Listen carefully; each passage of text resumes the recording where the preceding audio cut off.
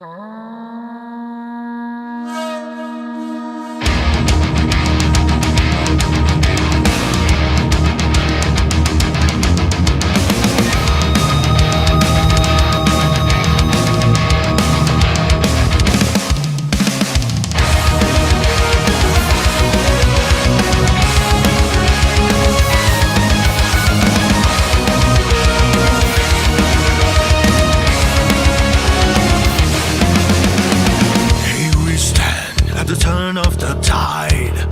can see an innate desire, sword in hand, warriors side by side. I can feel it, it burns like fire. Worlds collide, an unstable landscape, side by side. But that's what this man takes. Be it might, an unlikely allegiance. We will fight because that's the best defense. No turning back, for such is our path.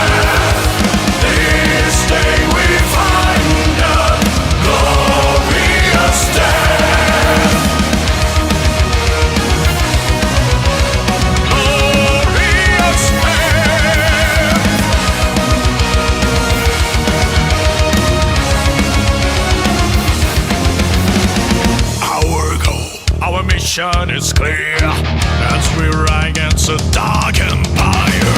By my soul, may the last thing they hear be the roar of this raging fire. Listen, be the savagery mindset. Not today, we'll let loose and find it. Brutal will define our reaction. Rip out the throat of each one in deflection. No turning back, for such is our path. This day we find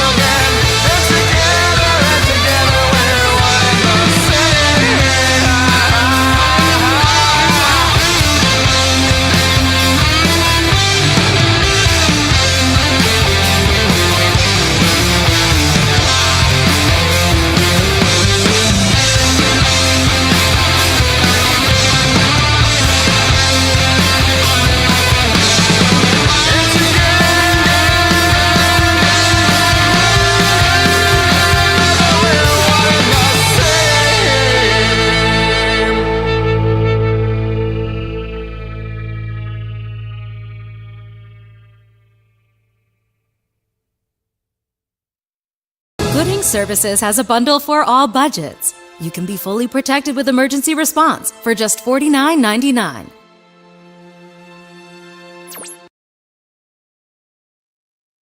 And we are live. This is Braxcast Live once again. I don't know what number episode of, I don't know how many Braxcast Lives I've done. I can count. I'm not going to right now, of course. But this is a fun week, of course. This Monday, I should say, on the 17th, we're finally getting the Cursed and the Black Eye Club. Those are going to launch. We're going to go over the teaser trailer a little bit. But first, going to say hi to Macabre Derek, probably one of the best things to color to. I don't know what that in response to, but he doesn't get to catch these too often. So I'm glad you're here with me. I remember you being in chat like weeks and weeks, maybe even like months ago, maybe even while I was in New York, maybe. Um, Ram is asking me if I am cold. Yeah, it's like in the low 30s, or it's in the mid 30s today up where I'm at.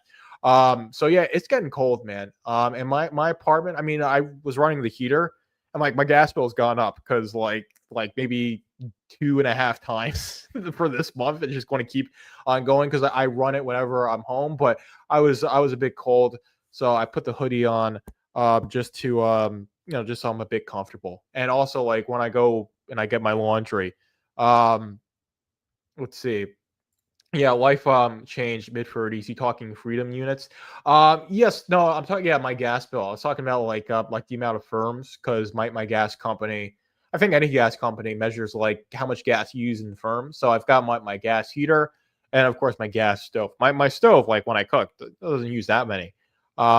Okay, Rams in South Texas, still hot over here. But no, I'm in New Hampshire, so I'm up north, man. Not as up north as I'm going to be this weekend because I'm going up to the North Country where I first moved to New Hampshire and I was like camping for a week. I was up in Lancaster, and that's way up north. And I'm going to a town that's like in that general area, the North County. It's Coos County, and that's the northernmost county in New Hampshire. I love it there. Let's see. So Canadian, so 30 means something else to me in Celsius when people mention Fahrenheit. Oh yeah, but yeah, no, it's like it's in Fahrenheit. You're talking about like the temperature. So yeah, it's like between like 30 and 40 degrees. So yeah, it's pretty cold. It's like around freezing. And it's like, we're barely into mid-November at this point. And it's like it's feeling pretty wintry already. And it's only going to be more so once like we get past the winter solstice and we get into the colder months. Let's see. So Creative Welshman is just dropping by for a second, but which do you think will sell more, the Cursed or the Black Eyed Club? I probably would have to say the Cursed. Because Lilian Onashi, has got like that that appeal, that S appeal. Keep it YouTube friendly. Two pages 2 pages drawn, now coloring. Then got to do the cover art. I guess you're talking about for the Rippaverse fan contest, and that's a cool thing. I can't wait to see that. You can DM me the links on Twitter, Macabre Derek, or post them whenever you're done with them, and I will definitely show them off on a Braxcast Live. Of course, we got Student of God in the chat. I already said hi to Ram. We got Mike Has Bad Knees, of course, a regular in the chat.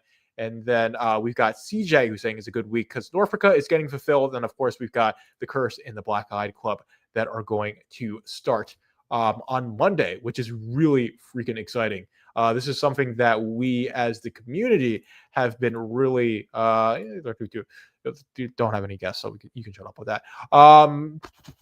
We as a community have been really excited for these two books. Of course, these were two books that were announced at the Rip Reveal, and we are finally going to get them. Of course, my wallet is going to suffer because I'm going to have to try and order all of them, and there's probably going to be like 8 covers. Ram is asking to be acknowledged again. I will acknowledge you again, Ram. Of course, you're always in the chat, so I love you. And of course, I'm sure you watch a lot of the the videos I do, so I have no trouble acknowledging you again. But anyways, we are going to make this whole screen. When I'm not sure if I can. Let's see here. Let's see. Also, what's your Rippaverse team up? The Rippaverse account is giving people a chance to make their own teams. Mine is based on the 5 Horsemen. I haven't seen that one. We could actually go because I got it pulled up right here. Let's see. Okay, I see here. All right, Ripper fans, you've only got $100 to work with. Build your Ripperverse team. Let's go. So we'll do this first. So I got $100. Okay, so of course I'm going Zalen, right? So we're going Zalen, Yaira. Then we're going with let's see. Actually, this is a bit hard, but I know I'm going to go with. Actually, no. Wait. No, we're going Zalen, Braxwell, right? Of course, I've got to put Braxwell in there.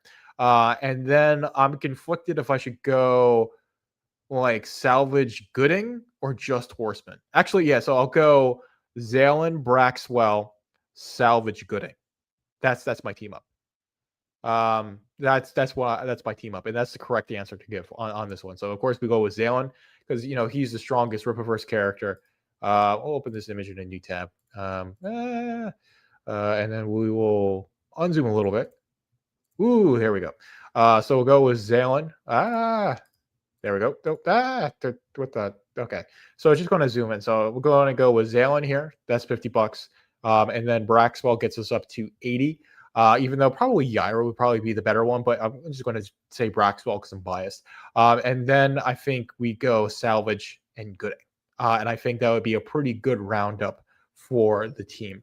That's personally my team. And I honestly love stuff like this. Of course, you got Blue Shift. But Blue Shift, if we're talking about like the Blue Shift that he's going to be in his Ripazine 5 story, probably a bit too young, a bit too much of a newbie. I put him more in the $10 tier. I know Andrew is going to be really mad at that. He's going to bust out the Franzia and perhaps even the Barefoot Wine over that comment. But, he's going to do that anyway. Let's see. But that's my definitive take there. I think Blue Shift probably would be more like on the $10 tier. Then let's see, is that? Oh, that's Sally Rodell. Let's see. Braxwell is a better pick. Yaira has proven not to work well with others. The larger the team, the more friction. Yeah, I can understand that. Yeah, I think Zelen's the obvious choice. Well, without having read Norfolka. Yeah, no, definitely for sure. I'm really excited to read Norfolka, man. We're getting that soon. So let's see. Yeah, and as Ram is saying, these releases are crazy. How many books we've gotten. 100% agree, which I love in the fact that we get all this content and then my wallet's like I gotta buy all these books and like cover all of them. It's like I love it. It's a love-hate relationship, but I honestly love what they're doing at the Ripperverse. Of course, I'm covering it. This community has formed around it, which I guess I'm a part of. I think you guys would say that I am a part of this community, or we are all part of this community here. But anyways, we are going to go into watching this video right here. So let's go.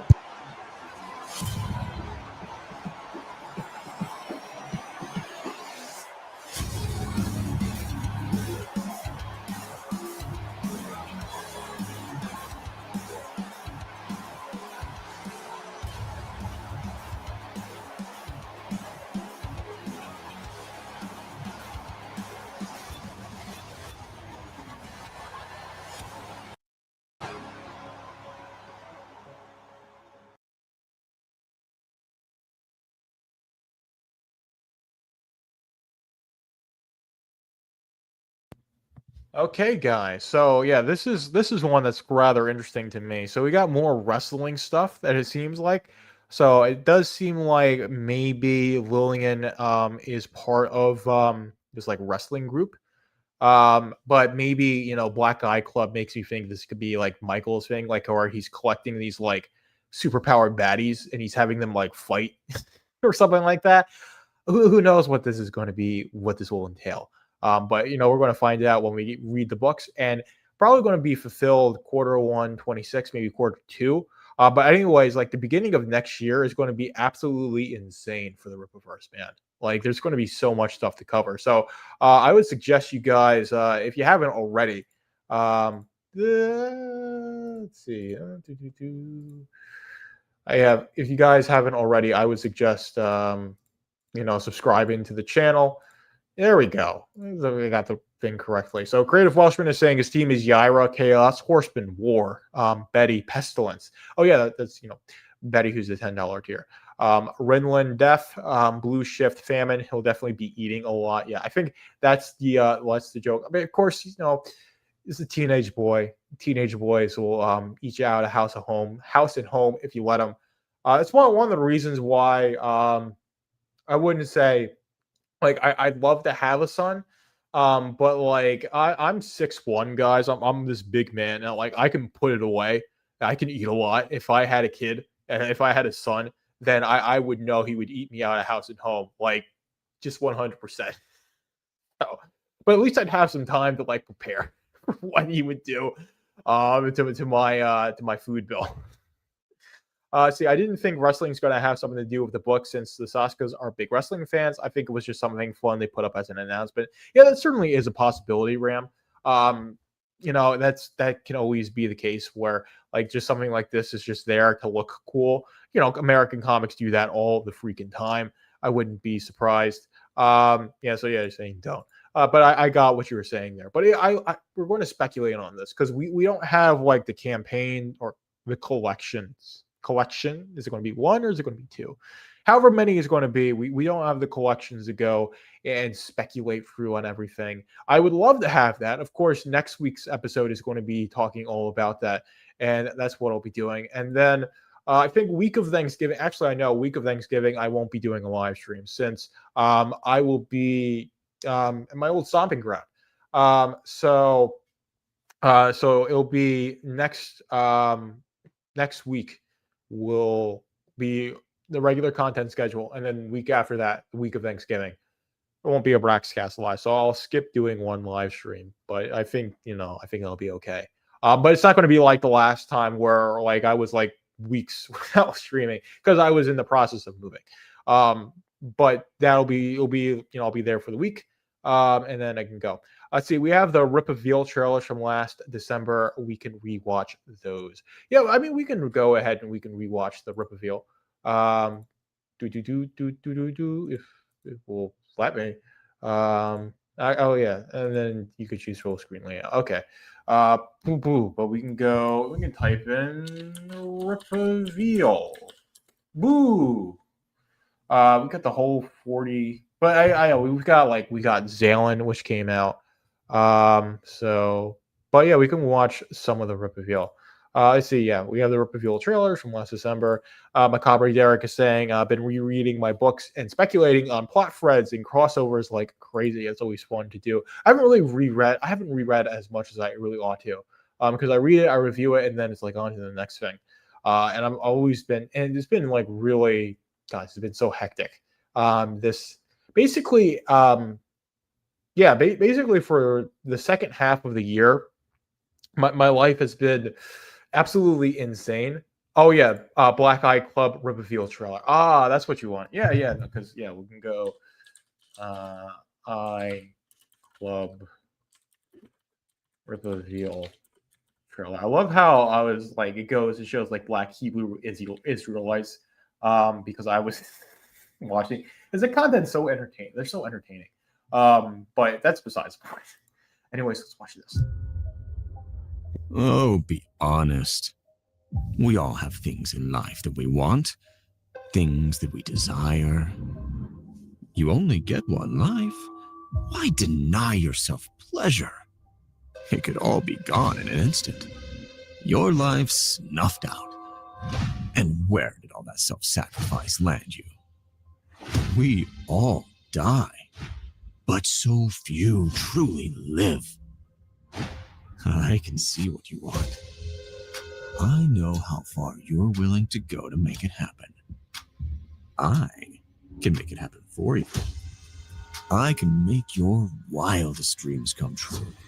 Hell, I can even make you a star, if you're willing to do the work. Why not guarantee your success with a deal with me? I have a very exclusive club, you might say, and growing numbers every day. You'd be amazed by who is one part of us. You should join us. Why don't we make a deal? I have a contract right here. You'll be very glad that you did. This is going to change your life. And after I'm done with you, nothing will ever be the same again. Welcome to the Black Eye Club.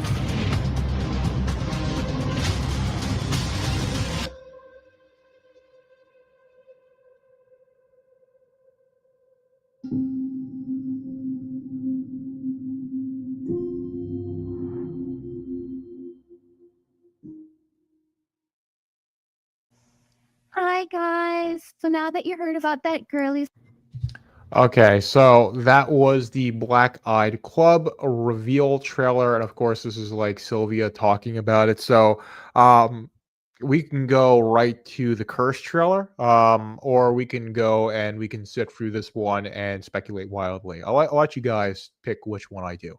Um, either or is fine with me. I did DM the Saskas, because they liked and retweeted. I think like when I stream is like a bad time for them. And I haven't been able to get like in contact with them to get them like on the Braxcast. I'd love for that to be the case, but it hasn't happened yet. Maybe one day will happen. But anyways, if not, if I don't see anything, I think what I'll do is I'll just go through this, give my opinion on it. Yeah, this Monday is happening. Yes, it certainly is, Student of God. Of course, it's nice to see you in the chat. I'm not sure if I acknowledged your presence, but it's nice to see you in the chat. I did remember to send you the link this time. Sorry I didn't last week. But I did this time. I was, I don't know. Can't even remember like why last week was the way it was. Because like I said, it's been super insane. Let's see. Team Sylvia is Rams team. But I'm getting both. We can watch the Curse trailer now, then we can talk about it. Okay, so Ram said that. He's the only one who's given me like any input. So we'll watch the Curse trailer. stuff that Jen Ah, boy. Okay, and then let's see. Yes, we got this right here.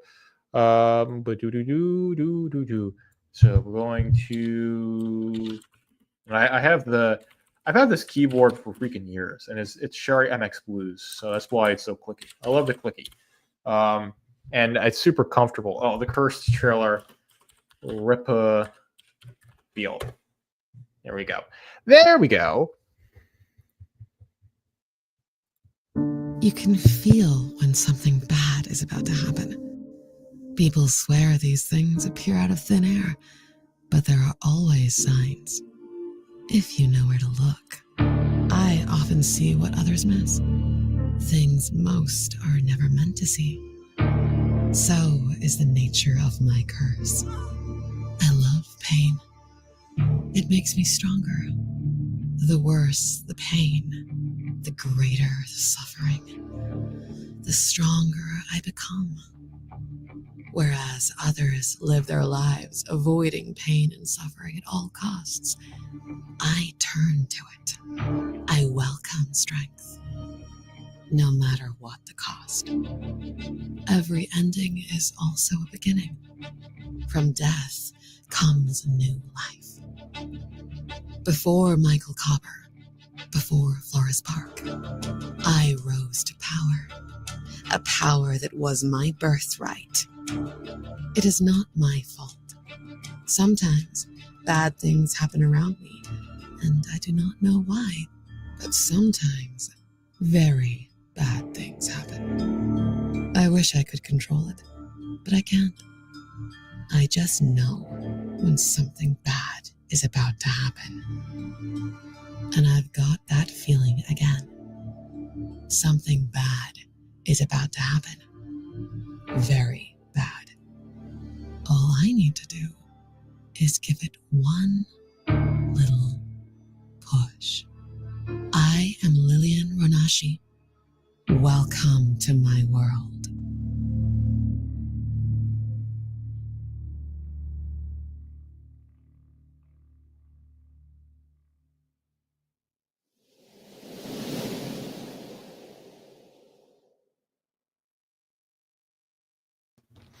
Yeah, fantastic there. So of course this is Jen's book is The Cursed. Let's see, let's get this back up here. Because yeah, it's a bit weird when I have it go full screen. If I did the tab, then it would probably be working correctly. But anyways, yes, we've got it all back up there. Let's see. Yeah, I saw that you tagged me, Macabre Derek, on X. So yes, I got that. We can actually just go right into, there we go, right here, and then we can go open this image in a new tab, and then we can open this image in a new tab. And I mean, this is really good stuff, man. Like, oh man, I'd love to work with you on if like you're ever open to having me as a writer for for stuff. If you ever want to like collaborate on something, then like yeah, I definitely would, because this is fantastic stuff. Like I love the layouts here, and I love the art here. Of course, you got Beauty and the Beast. You got Blood Roof here, so it does seem like actually, what was it? Not Morning Fly. I forget her name. I know. Oh man, I forget her name, but I know get like something fly. If I'm remembering it correctly, but we'll go Deer Tick. Yes, Deer Tick. Yeah, I knew it was like some forest thing. Um yeah, Deer Tick. Yes, Deer Tick from Blood Roof #1. Yeah, this is really good art here. I love this. This is fantastic. Yeah, felt like missing pages from Blood Roof #1. Yeah, it definitely could be. Like that's what you're getting at. Um, but yeah, that's good stuff. I mean, I think actually I know Montagne did like really fantastic work. And there was a lot of stuff that they had to get in to that story.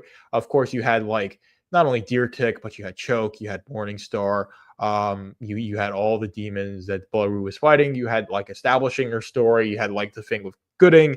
You had the whole subplot in with Michael and Lillian, of course. So it's going to be really interesting to see what plays into it, like just how much of a cue-in we're going to get in with Michael and Copper, or not Michael and Copper, Michael and Lillian, excuse me, for how much we're going to know about their implications in the broader Rippaverse based on their two books.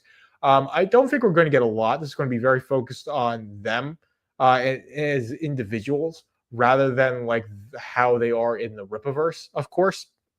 I could be wrong though, but we'll definitely see what happens in the future. But really, you can't say too much, man, with this because we don't have access to the collections. We can't go through the covers or anything like that. But it certainly is really cool to see that we're finally going to get these books, because we've been talking about them for basically the entire almost a year or so, man. Oh man, it's so long ago. And like I said, man, these past nearly 6 months now, have been like very life changing. Because like I moved out of my childhood home. I got into this apartment. I got I've met a lot of people um that have really like affected my life, and it all happened in the span of like a couple of weeks, and then it's just like processing all that stuff's been happening to me over those upcoming months. And then of course the Rippaverse has been cooking all along. You got more Great War of Separation. I got like Great War Separation 2, and then we got Horseman #1, and we're getting Norfolka soon. We're getting we got more of the Ripazine.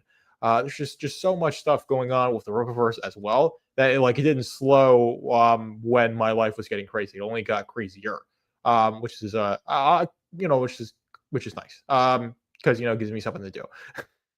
And and there was like a month where I was like working every day, and I was still live streaming for you guys on Fridays. But I was still doing it, and it was like even when I was like working nights and I had that like day off on Fridays, I was still live streaming. So I was just like going absolutely insane. But I was still kind of keeping up with the content, and I basically am. Although the reviews have really like lacked because I've been very slothful over those. But hopefully this month I finally get all the reviews. And then of course I think Heroic Tales #2, Man with No Strings, going to get Norfolka out as well, along with the 3 that have been on the backlog for like months at this point, which shame on me. Let's see. So I have to give it to Eric on using the twins dynamic to hype up the Cursed and Black Guide Club. Yeah, I think that's a really good thing that they're doing. But I think that the twins they're just going to lean into that themselves. They're very passionate. They're just going to market the books themselves. And Eric is just letting them do it. And I think that's whenever they talk about the Rippaverse, that's the impression that I get is that Eric is just letting them do what they want. Of course, within reason. Let's see. Didn't you used to number the Braxcast streams, Joker? I never did, Ram, and I never have, and I never will. The numbered episodes are my recorded episodes, and then every Braxcast live is just Braxcast live, and then whatever I'm talking about. But I do number the numbered episodes. I think this for the Rippa Fest, I'm going to do what I'll call Braxcast specials. So things that aren't the usual Saturday episodes, they're going to go up in addition to the Saturday episodes, and those won't be numbered. Yeah. No, it's all good. But yeah, so I still number the so like, I think I'm doing like Braxcast 88 this week, right? And that's the 88th one. Of course, it's not like the 88th week in a row. It used to be. But I when I moved and my laptop, I RMA'd it. It came back. It has the same freaking issue, and I was just too lazy to like get on with MSI support saying you guys boned it. But I had that issue. I took it to a repair shop. They couldn't fix it. So I didn't have any means to make the Braxcast until I got my computer back, and I had to replace the graphics card because my 2080, my sweet dear 2080 that I had for like 6 years, it died on the move up here. So I had to get a 5060, and I was able to revive the PC back that way. And I had to replace the motherboard of this PC. So this PC just wants to give up on me. I named it Bolton, and I constantly bring Bolton back from the dead. Like I'm not letting it I'm not letting it go without a fight. But it's been doing pretty well for me since I got the 5060, and it's my computer. So how I make all my videos, I post a daily poll, I do all the podcasts. I'm live streaming from this computer right now. I know it works very, very well. And of course, I play like Halo and Civilization and all that stuff. I haven't played Civ in a while, but if I play games, then I very often do it on the good old personal computer. But anyways, let's see. That's like the biggest things I wanted to cover. Of course, I'm really excited to see like Michael's dynamic. Not with Lillian, but more like with the Black Eyed Club. How he's going to like mentor men into being like players, because you read the tips by so let's see. Mike has bad news saying he did get the notification of Heroic Tales shipping to him. I don't think I have. I'd have to check my email.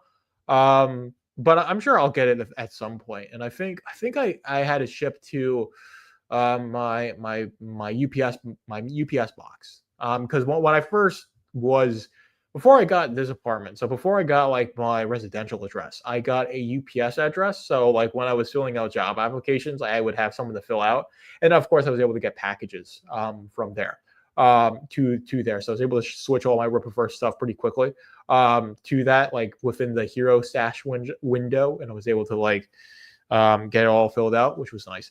But yeah, so I think I set it to be like that because it was like I had made that order. Like it was like one of the first things I did when I got the new mailing address. Was I ordered that. I could have ordered it to this one because I might have, I don't know.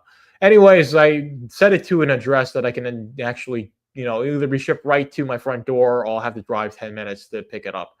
Either or is not like a bad thing. It's not like it's not like a 5-hour drive for me, which that's the situation. Although there are some like with Indiegogo that I backed so long ago. Like if I ever get Gem-Shock or any of my all caps stuff, it'll be shipped to that address. And honestly, at this point with some of them, I don't think like the people that I know, my family will probably, I'm not sure if they'll even be living there by the time that stuff gets shipped out. Because they're going to sell that house eventually and move, right? So I am skeptical that like I'll ever like meaningfully get it, because it might be like 7 years after I put the order in, they'll just ship it to that address. Which honestly, at that point, you gotta like ask, like, do you still live here? Because like people very often move in a time frame, which of course I did. And I was thinking, and I put those orders in like years ago. I was thinking like, yeah, I'm gonna move eventually. I'm gonna move in like maybe like 18 months or so. I should get it by then. didn't get it by. And I think I did see in the chat at some point we had Yasoy Sack saying, "I wish I still had backers like Riververse," which it's mocking him, which it is what it is. But I did get like a notification on Indiegogo that Zach is like trying to repatriate. Not repatriate is the word. Recompense people who didn't get their add-ons for a bunch of campaigns, and I did email about him, and apparently I'm on the master list. So we'll see if I get my Jawbreakers from Zach. If I do, but nothing. I don't have anything against him. But he might have stuff against me because I'm just a middle-aged Republican buying culture war bonds, or I'm a birthday party clown, whatever is more convenient to call me. If because I like the Riververse, but who knows? I doubt he even watches my stuff, which you guys do, and I really appreciate that. And we got a good amount of people watching on Twitter. Although I'm not sure, like, if you guys, I see like a bunch of people watch on Twitter. I'm not sure if like they are actually watching or they're just like they have it on while they're doom scrolling. Because like when I'm on Twitter, like I'm doom, especially like this morning, I was like so bad when I should not have been doom scrolling. So I really got to do that. When the nativity fast happens, I'm going to delete the app off of my phone, and it's starting tomorrow for a lot of people. But we're on the Julian calendar, so it starts on the 28th. And I'm going to delete the app, Twitter app. And I probably won't want to reinstall it because it's just such a time sink. Let's see. So you say you do a lot of reviewing, so it's rare you go back and reread your collection. So what books do you give yourself a chance to reread? Let's see. I haven't. Well, actually, one book. I'm rereading the Bible. I'm really slow with that. So like I'm going through. I can actually get it. Oh, actually, let's see. It's saying, let's see. Don't bog yourself with the drama. Focus on the stuff you enjoy creating and consuming, and grow. The result is the rest is useless distraction. I 100% agree. So I don't like to focus on that, but I did see that comment, so I just like, oh, let me say it. Let's see. But yeah, unsubscribed a long time ago. I'm guessing from Zach. Yeah, I watched a lot of his videos when I was first getting into Comicsgate. In the comic scene. Of course, this was before the Riververse launched. This is like back this is like early 20, this is like late 21, early 22, which boy, man, that feels like a life. It was even like 10 months, even like May to me feels like a lifetime ago. So like much more so like that time. But anyways, regardless, that's when I first started getting into Comicsgate. I watched a lot of Zach's videos, and I think a lot of his commentary back then was really spot on. Even though like I'm very, inexperienced with the comic book industry, but just what he was saying was like really resonating with me. And of course, I was watching EVS at the time. And that was resonating with me as well. And then of course, I bought the Narzak free pack. I backed that. That was in like December of 21. And that was the first Comicsgate thing I ever backed. And it took me a while to get it. And then I started buying like Cyberfrog off of EVS's eBay store. And I backed a whole bunch of stuff after that. And that's how I got into Comicsgate and into the indie comic scene. And then I was reading Invincible. This was all in preparation for the Rippaverse because I knew the Rippaverse was happening. I was like, oh, this is really cool. Like, I like this idea of there being like a comic book universe that has the aspiration to compete with Marvel and DC. It's like, well, I wasn't really, so I wasn't like this big comic guy at the time, and I am much more so now. Definitely not Marvel, DC, but more like in the indie scene. So I started getting into comics, and I read all of Invincible as a way. Like, let me prepare, and then I was also I watched the first season of the show. I watched clips of it on YouTube, and then I watched the first season of the show. But then I read all the comics, and I really enjoyed all the comics, except for like Reboot. Like after Reboot, it falls off. But anyways, I enjoyed Invincible as a series. That was a good fun romp.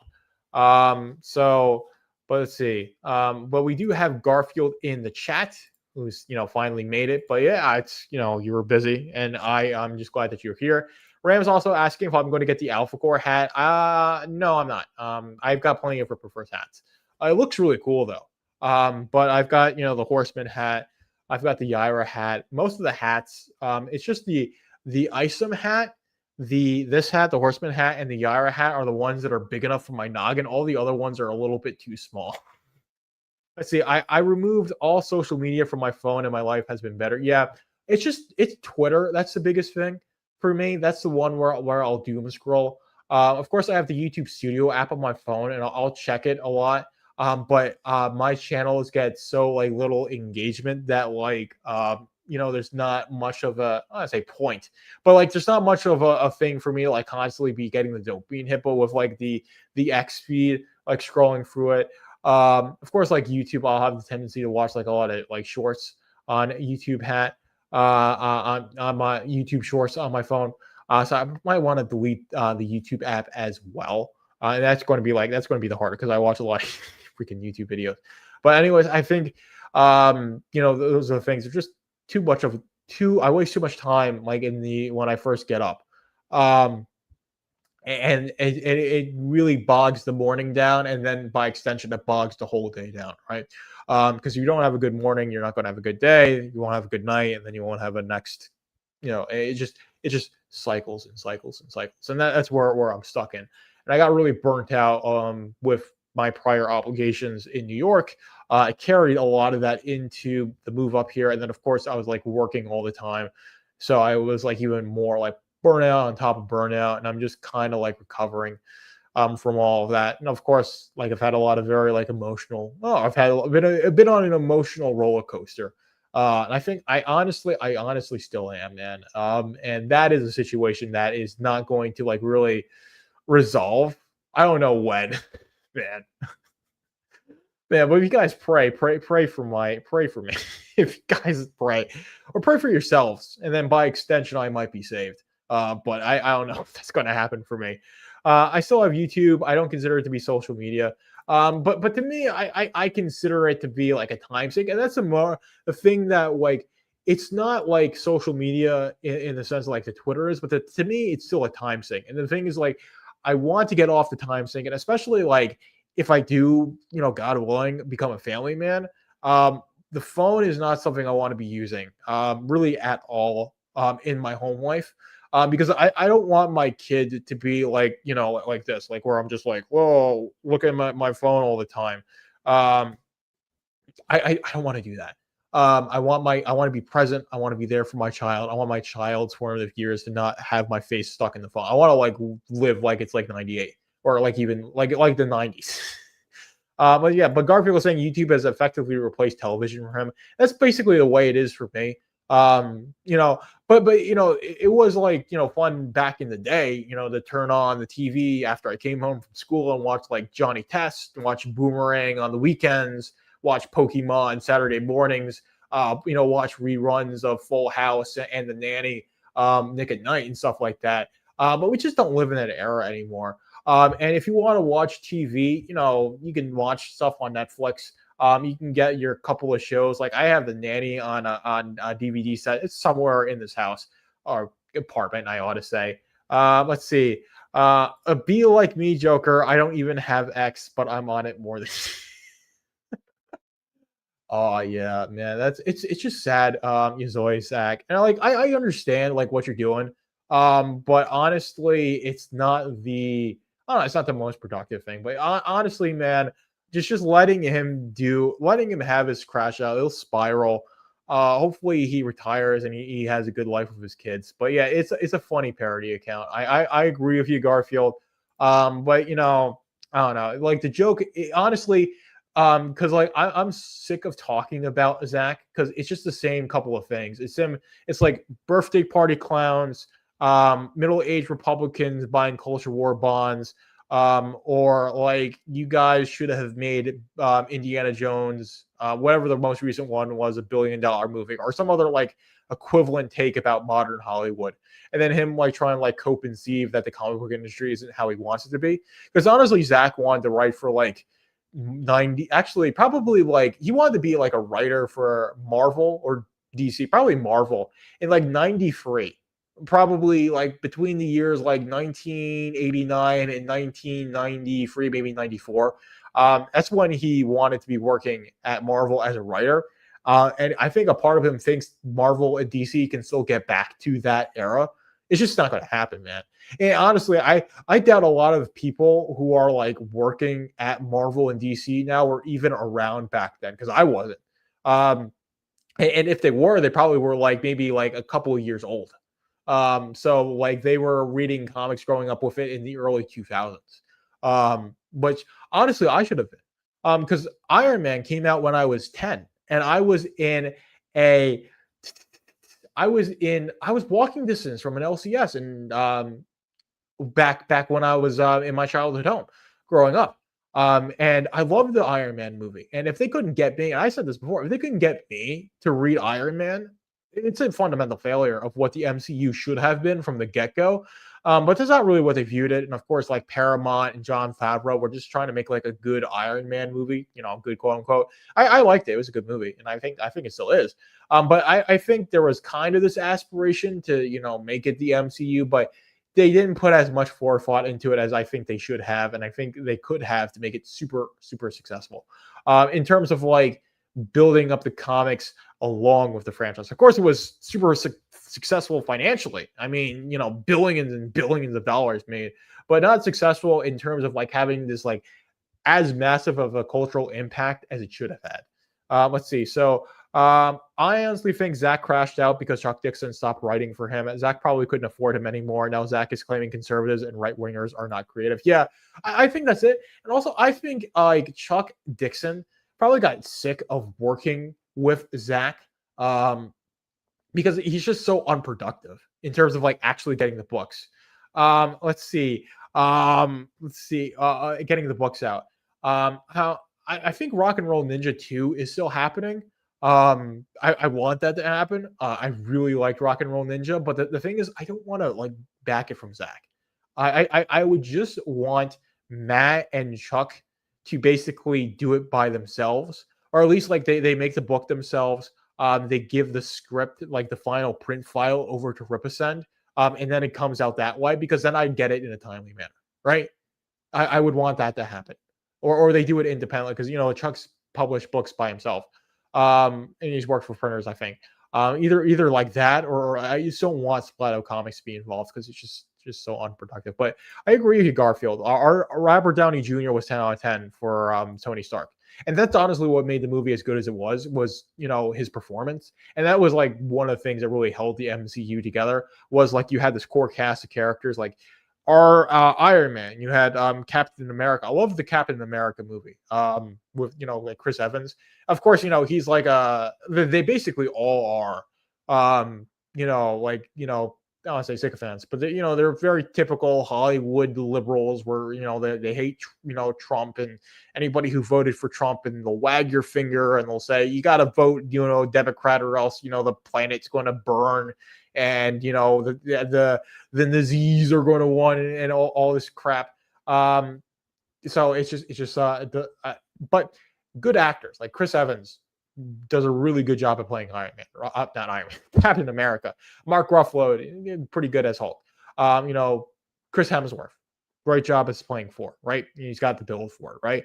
So like that core cast of characters, the casting was done really well, and that made the movies much more watchable as a result. But even then, like after you get past like the Avengers, after you get past the Avengers, which came out in 2012, good movie. I would say the MCU kind of goes downhill. And then of course Endgame, I liked it. But everything after Endgame was just, it just hasn't been worth it. From my understanding, I haven't really watched any of it. And basically anything Disney. Like, the only thing I haven't watched Guardians of the Galaxy. I remember watching like a little bit of 2 back in college, like it's like almost 10 years ago, man. And that was fun. I remember watching some of that, but the original Guardians of the Galaxy movie, I probably would enjoy it. That's the only one I would want to like watch from the MCU that I haven't seen. But like I have access to a Disney Plus account. I don't pay for it, but I have access. I have a login, and I'm so like unenthused to watch it. I might, I would watch Guardians of the Galaxy. I'd watch the Get Back, the Beatles documentary series, and then I probably wouldn't want to watch anything else. And then maybe I'd want to watch like like Hercules, all the old movies I watched on video cassette growing up as a kid. But other than that, no reason to engage with the new content that Disney is making because it's just not worth it. But anyways, he's always saying, "Cope, you're the one coping." I have great books, and the Rippaverse is dead. Make sure you back my new Lesbo comic. Is he actually doing that? I don't know. Let's see. As far as I know, Chuck Dixon already wrote the script last year. Chuck said it was the last project he wrote for him, and Matt Barr says he wants to finish the art first before launching it, which honestly makes sense. Hopefully, it gets out at a good time by then, because Matt was talking about I don't know, because he had gotten in the DMs with me. Student of God did make that contact happen. I sent him, some of my writing. He hasn't gotten back to me, so I don't have anything more than that. But he was mentioning that he's working on Rock and Roll Ninja. That's what's taking up his time. So I'm not sure if I'll ever work with Matt Barr. He's got plenty of stuff on his plate. But yeah, I know he's working on it right now. Rock and Roll Ninja 2, which like I said, I reviewed Rock and Roll Ninja #1. I really liked it. It was a really good book. But like I said, I just don't want Zach to publish it. But the thing is, I guess Zach has made creative contributions to it. So it is kind of his book in a way.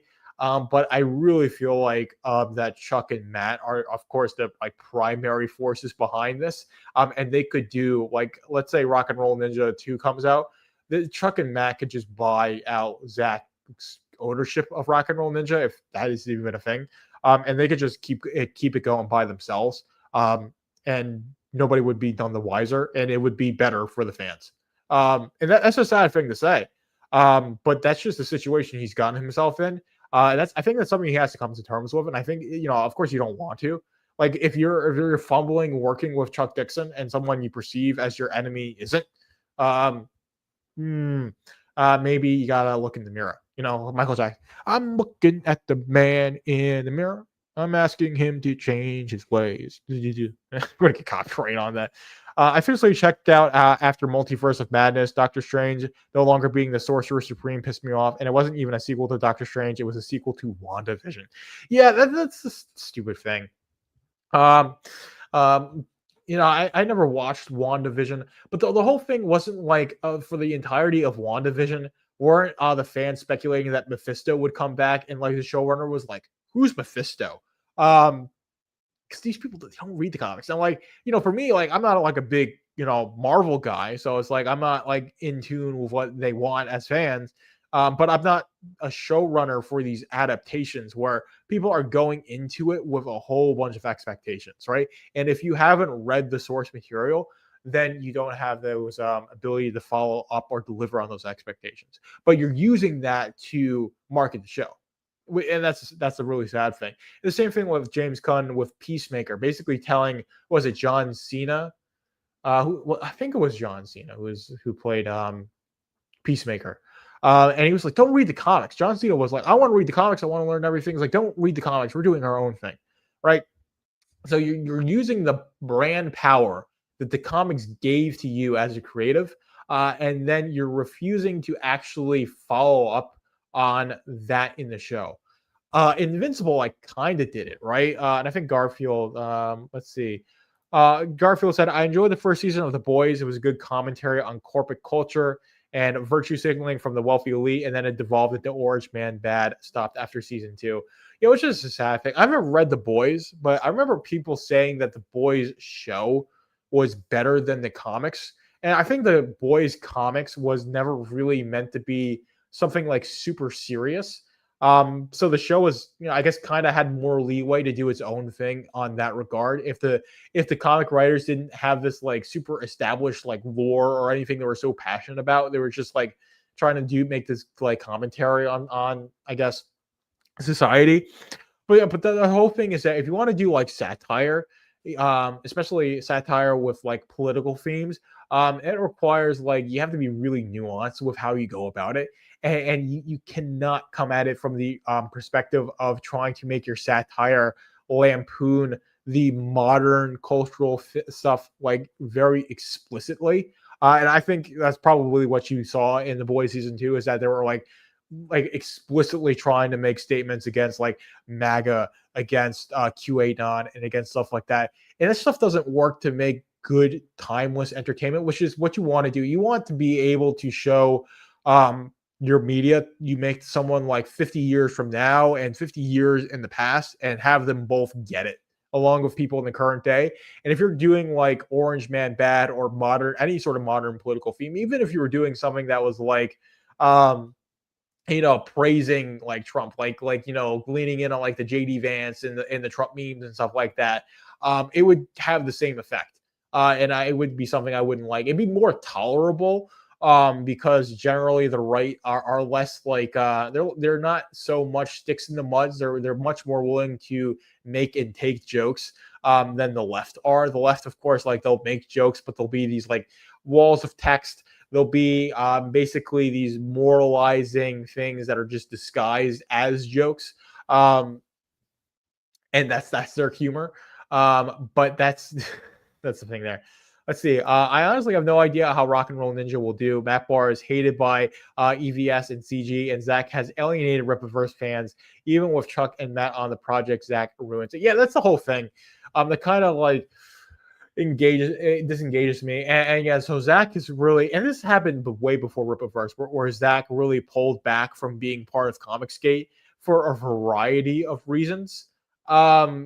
And now like there is kind of like trying to meld things, because again, enemy of my enemy is my friend. Zach came out against Rippaverse. EVS is of course very much against the Rippaverse. To put it lightly. So they could quote like rekindle the bond after that. But Zach doesn't want to get back into the live streaming game. He's as chronically online as the rest of us, but he draws the line at live streaming, which is really weird. Because like if you're going to go on like Twitter and like screenshot it and then write these long community posts about everything, I think you probably ought to like, I don't know, maybe do like a live stream or two just to like have that sense of community, as much as you can online. But and he makes all the videos, so that's the whole, I don't know, the whole thing there. But I think that's part of the reason why, because EVS is very much the opposite. His like bread and butter is these like hours and hours long live streaming sessions where he's doing like mostly trash casts, from my understanding. But of course, he'll do stuff like CG Kings and all that stuff. Let's see. So the Boys comics were definitely a hate boner for the superhero genre, while One Punch Man celebrates and parodies the genre. The Boys comic series seemed malicious towards it. Yeah, One Punch Man. I haven't read One Punch Man, but One Punch Man, I believe Saitama is the name of the main character. Like, it's a lighthearted, feel-good parody, from what I understand. Whereas The Boys is more like just like saying like we hate superhero comics, and I haven't read The Boys. And let's make fun of it on that basis. And that's like when you're creating it from that perspective, you really don't care what the adaptation does in terms of being accurate to the source material. You just care that it's like fun to watch, which probably season 1 was fun to watch. But it probably devolved after that because, when you've got the showrunners not being grounded by their own, being restrained in how they do things. That's naturally gonna happen. So let's see. Zach rated a fan for sending him a super thanks tip on his comment section. It's weird, like oh man, I don't have access to monetization on YouTube because I don't have the engagement. So I don't have 500 subs, I don't have the watch hours. But when I do, then I'd activate all that stuff. I'd be very grateful if you guys decide to throw money at me. Let's see. So Chuck is going to be releasing something on Represent. He's all but said it. Yeah, it makes sense that he would. And I'm sure I will definitely cover it when that happens. Let's see. What does it say when the drama behind the scenes are more of a draw than the actual product offered up for entertainment? It's a commentary on how sad a lot of the indie scene is, where if the draw to it is the drama surrounding it rather than the comics themselves. But the thing is that for these guys, they're not really putting the books out consistently enough to have a news cycle related to what they're doing. Like the Rippaverse, they have their like news cycle that can keep up with how scatterbrained and how ADHD we are on the internet, where we have these quick news cycles. Sometimes, but there's a consistent release schedule, and we can talk about it. And I do. I've done over 80 episodes of Braxcast. I'm live streaming every week. Of course, we're talking, general things. And of course, Garfield hasn't gotten me to talk about the Roman Empire quite yet. I'm sure, I'll go into a rant. We could talk about, Aurelian reuniting the Roman Empire. We could talk about, Philip the Arab. We could talk about, even the Roman Republic, and how they destroyed all the Etruscan war vessels.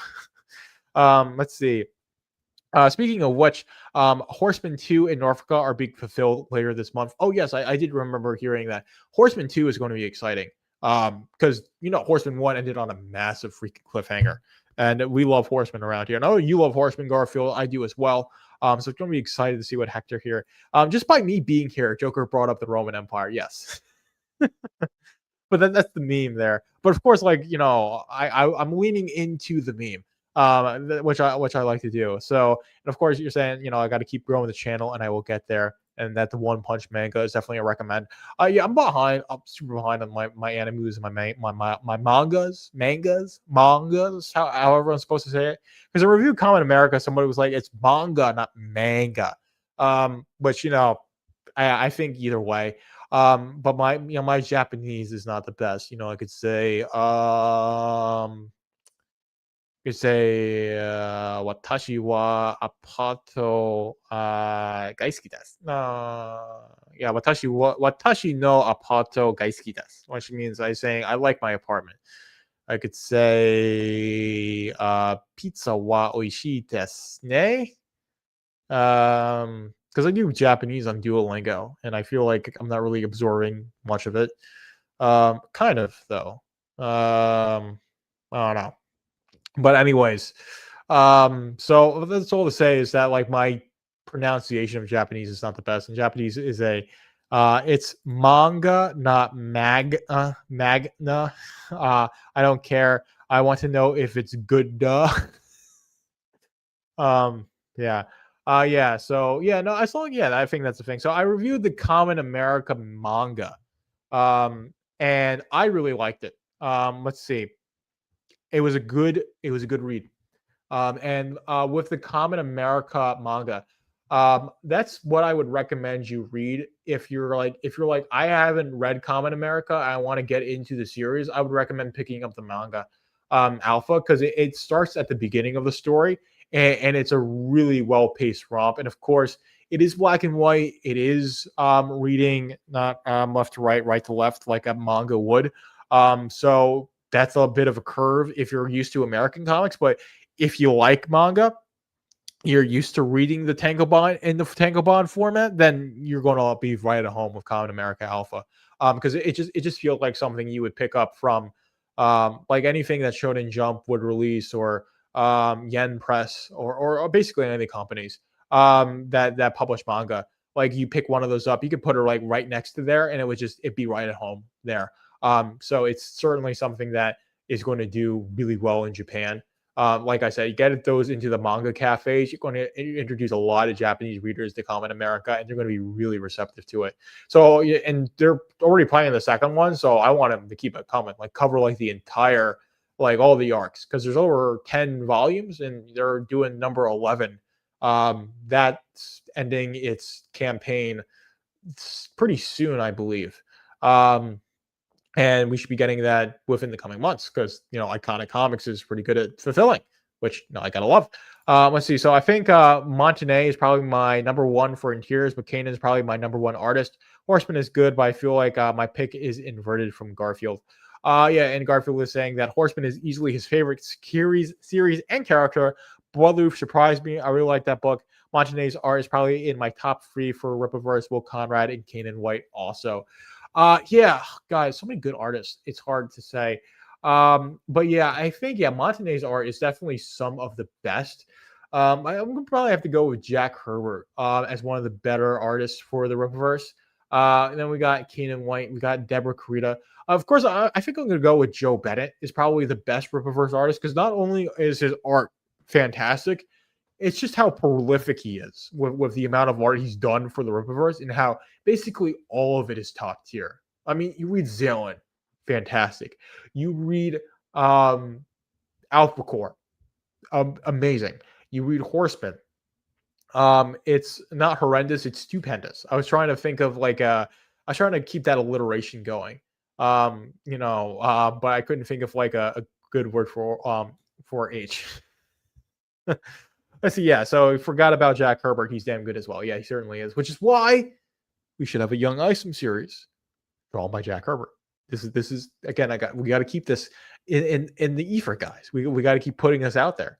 If you guys see Eric live streaming, just harass him about it. Yeah, we still need to do a tier list for the covers. Yeah, Mike has bad news. That's something I'm going to do on the probably one of the special episodes. Like I'll do it as a special one. I'll probably do like the C covers, and then I'll probably do like two like covers, cover tiers, and then I probably will do I might do the retro covers as as one for as a live stream. I think I'll do that. It's just like I said, part of it is that I'm lazy. But yeah, I definitely need to get into Tier Maker and just download everything and just do that. But it takes some time for me to do that. And I've been, like I said, I've been a little bit of a mess these days.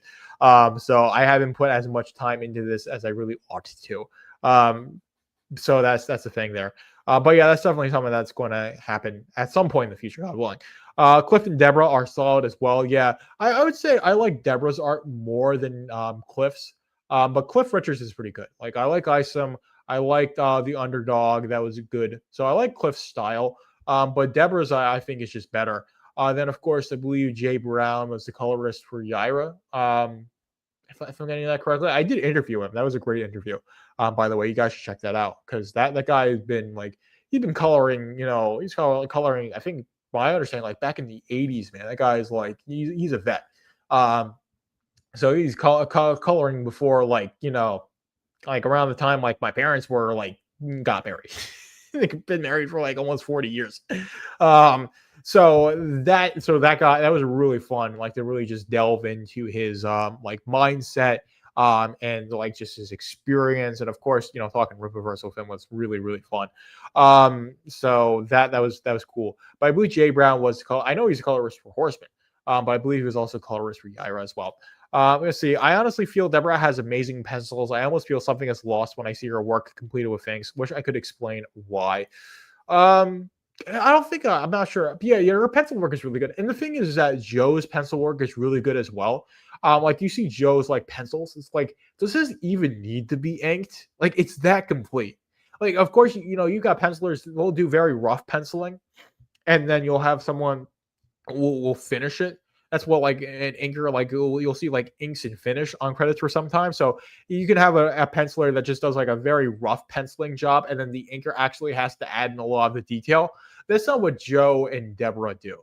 I would say you can say either or, but it's not like Joe thinking about it's just so much detail that he puts into how he pencils. That the inker is just there to make the lines bold and pop and give the colorist a really good canvas to work on. Let's see. So Garfield was saying that he liked Isom. Isom 2 felt sidelined, Santuan and Fontano, and said Isom on a side quest, but Isom 3 was absolutely fantastic. Really enjoyed that one. Yeah, I can agree with that. I do like Isom 2 for introducing us to Bloodroof and Gooding. So I feel like the side quest was kind of justified in a sense because we got the introduction of those two characters, but the ill-advised arc did end pretty strongly with Isom 3. And now that we've gotten all this universe establishing out of the way in the ill-advised arc, I'm really excited for Isom 4 because Isom 4 isn't going to be burdened by establishing the Rippaverse, right? Isom 1 and 2 really were, and Isom 3 was just giving us that conclusion to that those first two books. So to me, Isom number 4 is really when his story is going to really heat up, and I'm really excited to see what that's going to be like. The introduction of Bloodroof and Gooding was the best part of Isom 2 for me. I agree. Let's see. So I'm still waiting for our Santuan standalone book and see what happens when he's hired to be the babyface. I still feel like he slept on. Yeah, I honestly agree with that. We definitely need more Santuan. But I feel like a Santuan like standalone book might not be super justified. It definitely would be one of those things like we could certainly have him appear in a short story, whether that's in Saints and Sinners, whether that's in Ripazine. We just need more Santuan. I wholeheartedly agree.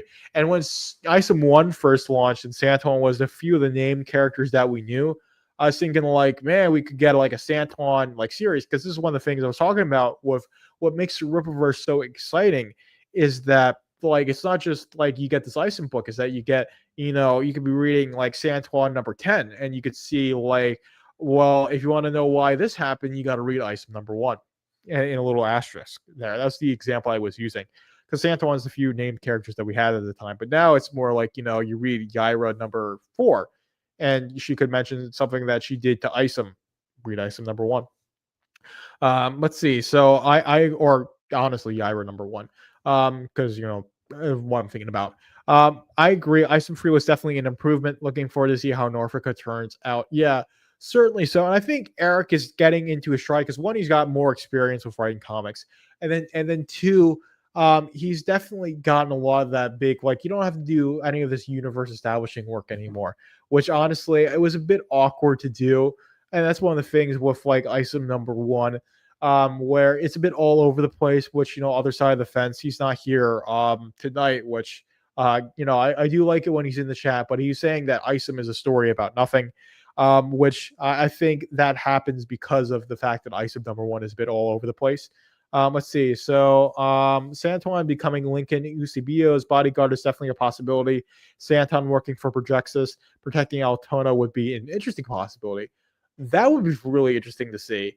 And if, let's see, if Altona doesn't know that Avery is Isom, and Isom just pops in one day and sees Santuan, he's like, "Oh, this is my new bodyguard." That's going to be really fun. Be a really fun thing to do. I honestly would like for that to happen. See, as the universe grows, there'll be more and more rewarding world building tidbits like that. Yes, definitely. I'm really excited to see that. It's nice to see you in the chat, CJ. You said in the chat before, but before I started the stream, which was nice. I feel like it was the biggest problem with Isom 1. It was too much into a lot of threads that couldn't pay off for ill-advised. I feel like it could have been a smoother intro and will always be the big criticism. Yeah, I agree. I still like Isom 1 as a story. And I think the ill-advised arc is pretty solid. But if, we could go back and like rewrite ill-advised, I think it could have been structured a little bit differently to make it a more coherent one. Okay, so Student of God is telling me to check the DMs, and we are going to check the DMs. Let's see here. So asking me to pull this up. So let's see. So we've got this and that, and we've been boop, boop, boop, boop, boop, boop, boop, boop, boop. There we go. So let's see. So last time in the Great War, Separation number 2, the villain Absolute Zero was defeated. Will she return? And of course, we can open this link in a new tab. Nope, that's not what I wanted to do. We can open the image in a new tab. And let's see. We've got Solari basically chucking Absolute Zero into the water there, and of course, very creative censorship there. Let's see. So not this, but you got this one right here. So yeah, I think Absolute Zero is decent chance of her making a return, but. Last time in Great War Separation 2, young Isom learned his mom might have superpowers. Continue the story with Free. Of course, it was posted a while ago. But yes, so we know that Avery's mom has powers. So Absolute Zero needs to survive. Absolutely stunning character design. I wholeheartedly agree with that. I love the Absolute Zero. Probably like the standout in Non-Guas too. was absolute zero for me. And of course, you got Zalasari, of course, you got Brian Solari, you got the whole team that he's got with him. And I definitely ought to reread Great War 1 and 2 before 3 comes out, especially like maybe the week or so 3 comes out, just to refresh it in my mind. Um, but yes, so we did see basically Isam's mom, Harriet Stillman, use her powers to defend Isom, and then he was able to come and help. So yeah, it's going to be this dynamic. So we're going to have this subplot in Great War of Separation 3 or 4. Let's see. The character name was hard to figure out. It's on the door of her cell. Let's see. Let's see. Drops tomorrow. Open image in new tab. The door of her cell. I mean, this is fantastic art. Jack Herbert's a fantastic artist. Door of her cell. Is it? Let's see. Here, I'm not sure if you're talking about that one right there. So the visuals makes the impulse purchase / buy-in. The story is what brings you back. So I only hope Absolute Zero make say return if they could do something worthwhile with them. It's in the comic. So let's see which comic. Which one are you talking about? 1 or 2? Because I can pull it up right now. Like literally like the physical book. And if you're talking about let's see, the character name for who are you talking about? Let's see.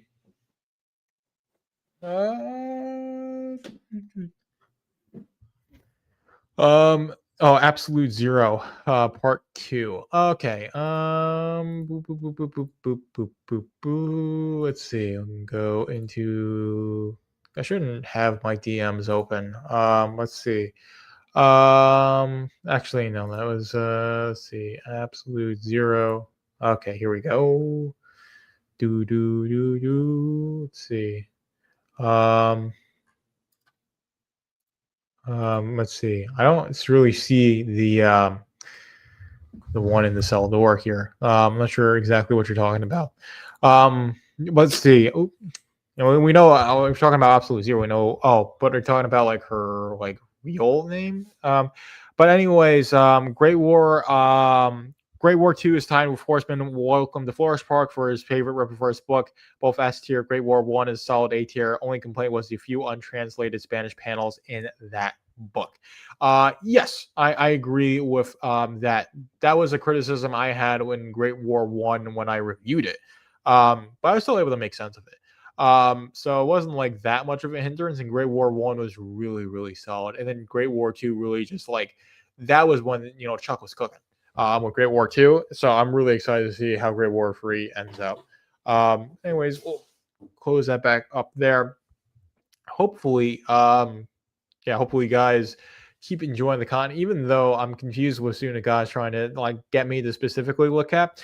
But yeah, Absolute Zero needs a return, and we are going to see this subplot in 3 and 4 where Isom, where Avery and Harriet are going to be using their powers. Her name, it's only in one panel written on the cell she's in, not in the dialogue. So let's see. Do you have the page like pulled up specifically? Can you just like send me like in the DMs the link to the specific picture? And then I should be able to see it. I'm sorry for being so dumb. And then I think that'll be the last thing we talk about. And then I think I'm going to call it a night. I want to put my laundry away. I want to try and get up early tomorrow because I only got really one day of the weekend.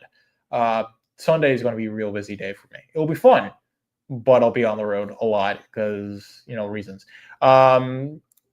But anyways, so we'll do that. And then I think, yes, let's see. I saw that. I already pulled that up. That was earlier in the stream where we did the, build a team for $100 and I chose Yaira, Braxwell, and then Gooding and Salvage. Yes.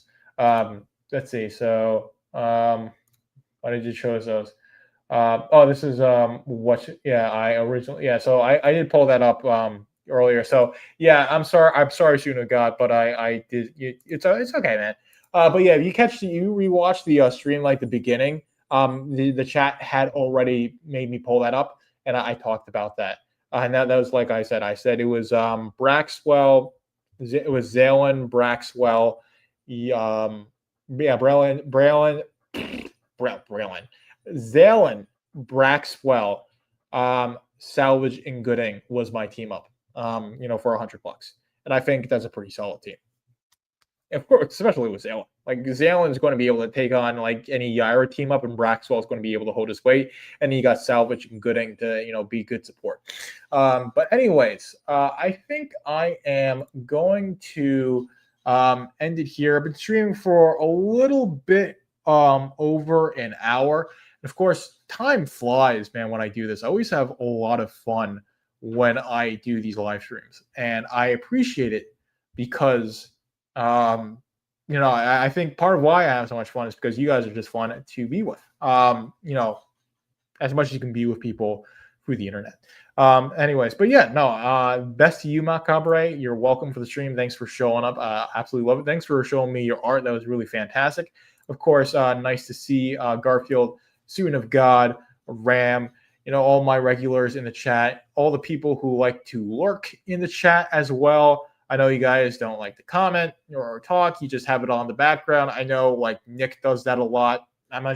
Sometimes I see him in the chat. Probably is watching this. Of course, like American Texan always watches the VODs of these.